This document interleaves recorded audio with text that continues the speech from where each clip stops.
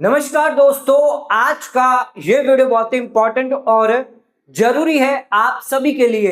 आज के इस वीडियो का टॉपिक है हाईकोर्ट ने सीनियर सिटीजन को सुनाई सख्त फटकार। जानिए क्या है पूरा मामला। तो दोस्तों, पंजाब एंड हरियाणा हाईकोर्ट के सामने एक ऐसा इंपॉर्टेंट केस आया है और इस केस के अंदर जो सीनियर सिटीजन है उसको यहां पर फटकार लगाई है। देश के जितने भी सीनियर सिटीजन हैं उनको हाईकोर्ट का ये जो फैसला है वो उनके खिलाफ हुआ है। दोस्तों, अगर आप एक सीनियर सिटीजन है, वरिष्ठ नागरिक है, तो ये वीडियो बहुत ही इंपॉर्टेंट और जरूरी है आप सभी के लिए। आइए जानते हैं पंजाब एंड हरियाणा हाईकोर्ट द्वारा क्या यहाँ पर केस में डिसीजन दिया गया है। रिसेंट जजमेंट है, रिसेंट ऑर्डर है, ये जानना आपके लिए जरूरी है। तो केस का नंबर तो ये दिया गया है, Chhattan Singh versus deputy commissioner maintenance appellate tribunal, और यहां पर जो उनके ग्रैंड चिल्ड्रन है जिसके अगेंस्ट उन्होंने ये केस किया था। तो ध्यान रखिएगा, यहां पर छत्तन सिंह जो है वो एक सीनियर सिटीजन है। इन्होंने अपने 3 ग्रैंड सन्स के अगेंस्ट जो है वो यहां पर केस किया गया। क्या है केस, आइए जानते हैं। 13 अक्टूबर 2025 का ये केस है और जस्टिस कुलदीप तिवारी द्वारा यहां पर सीनियर सिटीजन को फटकार लगाई गई है। सबसे पहले केस की बैकग्राउंड जानेंगे, डिटेल जानेंगे, उसके बाद केस के फैक्ट के बारे में बात करेंगे। तो यहां पर जो पिटिशनर है वो है छत्तन सिंह, जो हमारे सीनियर सिटीजन है, और रिस्पोंडेंट कौन है जिनके अगेंस्ट यहां पर अपील करी गई है वो है डिप्यूटी कमिश्नर एपलेट ट्रिब्यूनल, उनके फैमिली मेंबर जैसे कि उनके ग्रैंड चिल्ड्रन। ध्यान रखिएगा, यहां पर रेस्पोंडेंट 3, 4, 5 यानी कि इनके 3 जो है ग्रैंड सन्स हैं उनके अगेंस्ट यहां पर ये रिट पिटीशन डाली गई है। मैटर किसके रिगार्डिंग है, cancellation of property transfer deed. तो सीनियर सिटीजन जो छत्तन सिंह थे जिन्होंने अपने 3 बेटों, 3 जो ग्रैंड सन्स थे उनको यहां पर प्रॉपर्टी यानी लैंड जो है वो ट्रांसफर करी थी, ये कहकर कि वो जो तीनों लोग हैं वो मुझे मेंटेन करेंगे प्रॉपर्टी देने के बाद। तो यहां पर section 23 maintenance and welfare of parents and senior citizen act के तहत यह मामला दाखिल किया गया है कि प्रॉपर्टी ट्रांसफर डीड को कैंसिल किया जाए। प्रॉपर्टी डीड ट्रांसफर कब करी गई थी, 9 जनवरी 2017 को। सीनियर सिटीजन अपने ग्रैंड चिल्ड्रन को यहां पर इस कंडीशन के साथ दी थी कि वो उन्हें यहां पर मेंटेन करेंगे, यानी उनका खर्चा पानी, खाने पीने का, उनका रहने का, दवाइयों का, सारी देखभाल उनके ग्रैंड चिल्ड्रन करेंगे, ग्रैंड सन्स करेंगे। और इस वजह से ये जो प्रॉपर्टी है मैंने लव एंड अफेक्शन में आके इनको ट्रांसफर करी है। अब क्योंकि यहां पर जो है बच्चे इन्हें मेंटेन नहीं कर पा रहे हैं, इसलिए ये अपनी प्रॉपर्टी वापस चाहते हैं।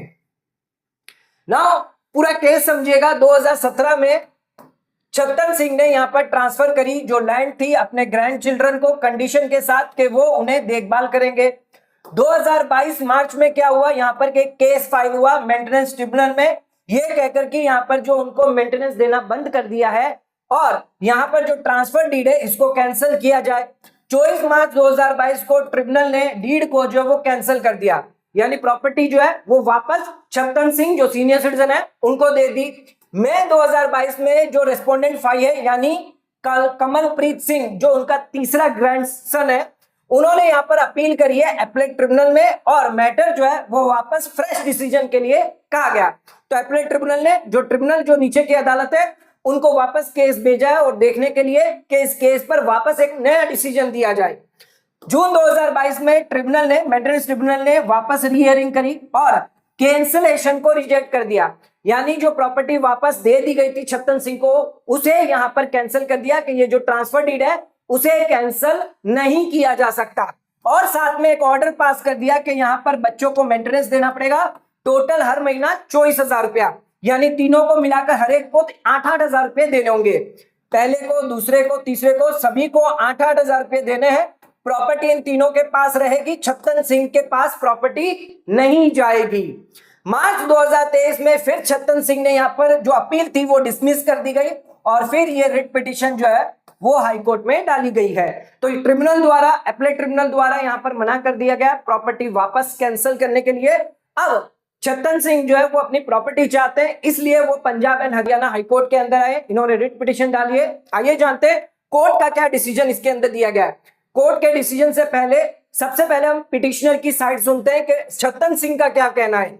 छत्तन सिंह का यह कहना था कि यहां पर उनके जो बच्चे हैं उन्होंने यहाँ पर कंडीशन जो ट्रांसफर डीड की थी कि उन्हें मेंटेन करना था, वो नहीं कर पाए, कंडीशन को ब्रेक किया है, तो यहाँ पर प्रॉपर्टी जो है वो उन्हें वापस मिलनी चाहिए।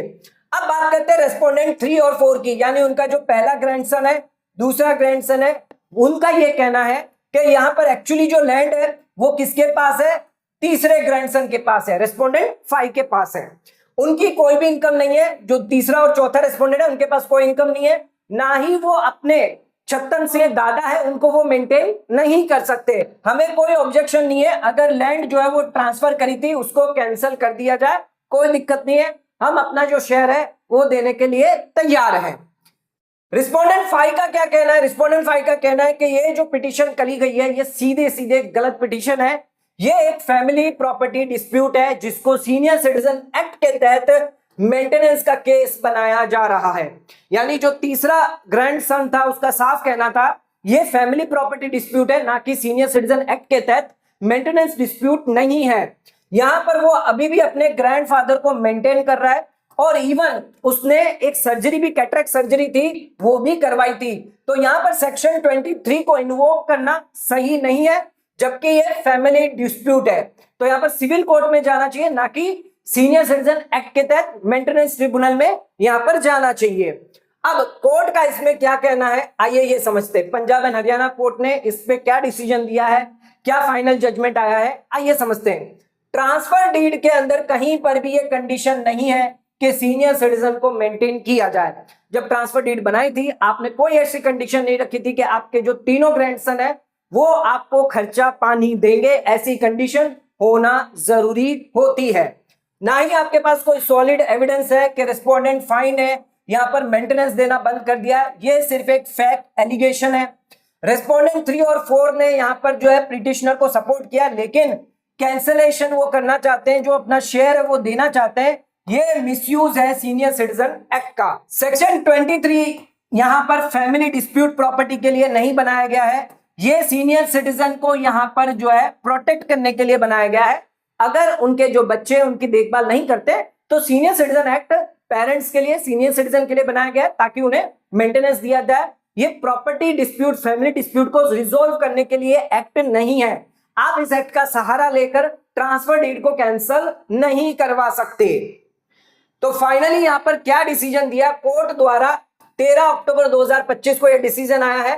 पिटिशनर ने जो पिटिशन करी थी उसको डिसमिस कर दिया, ये कहते हुए कि यहां पर रिस्पोंडेंट 5 ने यहां पर डीड जो है वो कैंसिल नहीं होगी क्योंकि वो प्रॉपर्ली मेंटेनेंस दे रहा है।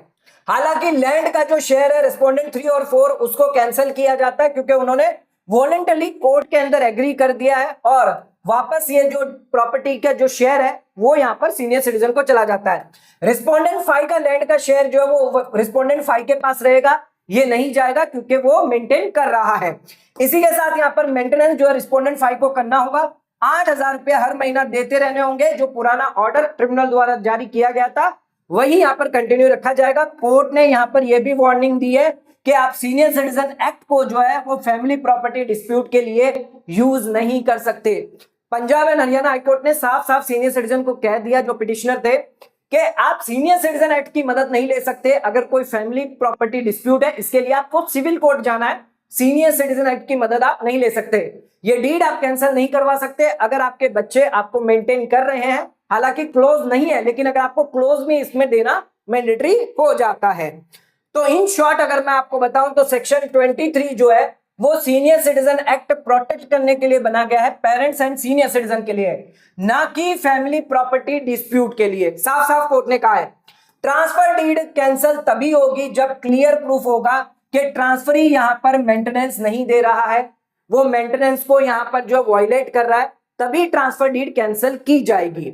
यहां पर गलत कंप्लेन करना विदा प्रूफ के ये सही नहीं है।